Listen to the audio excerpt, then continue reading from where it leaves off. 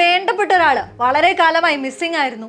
Update കൊണ്ടും ദിനം തേച്ചുമിനിക്ക് സമ്മാനിക്കുന്ന പുത്തൻ നടന വിസ്മയങ്ങൾ കൊണ്ടും ലൈവായിരുന്ന മനുഷ്യൻ, ഒരു മഹാമേരു, പെട്ടെന്നൊരു നാൾ ഉൾവലിഞ്ഞ് ഈ നാട്ടിലെ ഓരോ മനുഷ്യനുള്ളിലും സമ്മാനിച്ച നീറ്റലടക്കാൻ ഗ്രാൻഡായി തന്നെ വരവറിയിക്കുകയാണ്. മലയാള സിനിമയുടെ പെട്രിയാക്ക് തളർത്താൻ ശ്രമിച്ച രോഗത്തെ പോലും തോൽപ്പിച്ച് തന്റെ തട്ടകത്തിലേക്ക് രാജകീയമായി മടങ്ങി വരുന്നു. ആ രാക്ഷസ നടികന്റെ തുടർ തേരോട്ടങ്ങൾക്ക് ആർഭാടപൂർവ്വം ഈ നാട് വരവേൽപ്പൊരുക്കുകയാണ്. ഉള്ളു നിറഞ്ഞൊരു ഉത്സവം ഒരുക്കുകയാണ്. Yes, the king of Indian cinema is back to his kingdom.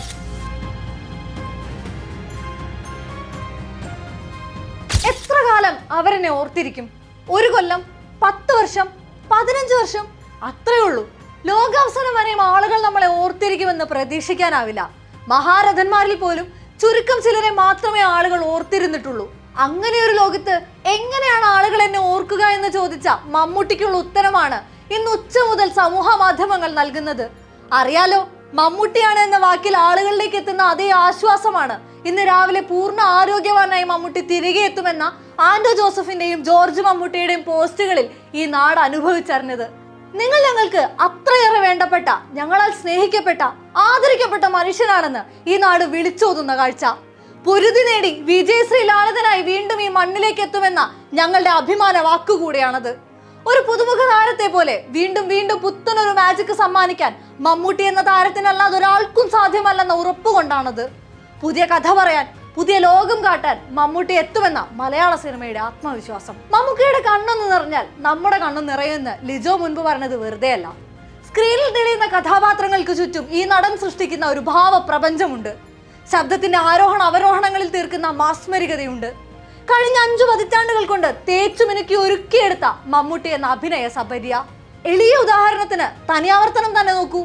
കൂട്ടും കുടുംബവും നഷ്ടമാവുന്ന ബാലൻ മാഷ് ഒടുവിൽ ശ്രീധരമാമയുടെ മുറിയിൽ വന്നെത്തും. ഇടയ്ക്ക മാറ്റി ബാലനെ കട്ടിലിരുത്തിയതും തന്റെ കടങ്കാൽ അയാൾ ചങ്ങലയ്ക്ക് നേരെ നീട്ടും. വിധിയോട് തർക്കിച്ചിട്ട് എന്തു ഫലമെന്നറിഞ്ഞ് പൊരുത്തപ്പെടുന്ന ബാലനെ മരണം തോൽപ്പിച്ചതും ക്രൂരമായാണ്. കൺമുന്നിൽ വെച്ച് പെറ്റമ്മ ചോറിലേക്ക് ചേർത്തു കുഴയ്ക്കുന്ന വിഷം ഉരുളകളായി വായിൽ സ്വീകരിക്കുമ്പോഴും നിർവികാരമായി അവരെ നോക്കിയിരിക്കുന്ന ബാലൻ മാഷ്. അടിമുടി ആ അമ്മയെ അളക്കുന്ന ബാലന്റെ ഉള്ളിൽ അവസാനമായി നിറഞ്ഞ ചോദ്യങ്ങൾ എന്തായിരുന്നുവെന്ന് വർഷങ്ങൾക്കിപ്പുറവും പ്രേക്ഷകരെ കുഴപ്പിക്കും.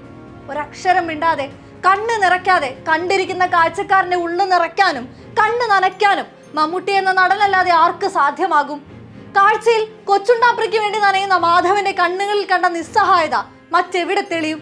അച്ഛൻ അമ്മ വരുമെന്ന് യാതൊരു ഉറപ്പില്ലാഞ്ഞിട്ടും അവന് വാക്കുകൊടുക്കുമ്പോൾ ചിരിക്കുള്ളിൽ ഒളിക്കാൻ ശ്രമിക്കുന്ന കരച്ചിലും അന്നനാളം മറന്നുള്ളിൽ പോയ വറ്റ സമ്മാനിച്ച ചുമയും അത്ര മനോഹരമായാണ് മാധവനിൽ ഈ നാട് കണ്ടത്.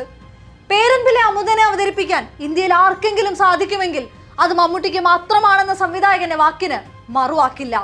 MTയുടെ കഥകളിലേക്ക് പരന്നൊഴുകുന്ന, രഞ്ജി പണിക്കരുടെ നെടുനീളൻ അഗ്രസീവ് ഡയലോഗുകളിലേക്ക് ആവേശത്തോടെ എത്തുന്ന, സിബി മലയിലിന്റെ നാട്ടിൻപുറങ്ങളിലെ സാധാരണക്കാരനായി മാറുന്ന മമ്മൂട്ടി തലമുറകൾക്കിപ്പുറവും സൂപ്പർ സ്റ്റാറായി നിറയുന്നത് സ്റ്റൈലിനും മാസിനും ഒപ്പത്തിനൊപ്പം നിറയ്ക്കുന്ന ക്ലാസ് പെർഫോമൻസുകളിൽ കൂടെയാണ്.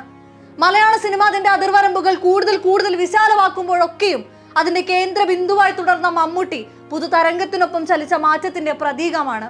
മറ്റൊരു സൂപ്പർ താരത്തിന്റെ ചിത്രത്തിലേക്ക് ഒരു ക്യാമിയോ വേഷത്തിലെത്തി നിന്റെയൊക്കെ ശബ്ദം പൊങ്ങിയാൽ രോമത്തിൽ തൊടില്ലേ എന്റെ എന്ന് ആക്രോശിക്കാൻ പാകത്തിന് വലിപ്പം മമ്മൂട്ടി എന്ന ത്രയാക്ഷരിക്കേ ഉള്ളൂ. അതുകൊണ്ടൊക്കെ തന്നെ ആ വെണ്ണില ചന്ദനക്കിണ്ണം അങ്ങനെയൊന്നും തന്റെ ആകാശത്തെ തനിച്ചാക്കി മുങ്ങിപ്പോകില്ലെന്ന് മലയാളിക്ക് ഉറപ്പായിരുന്നു.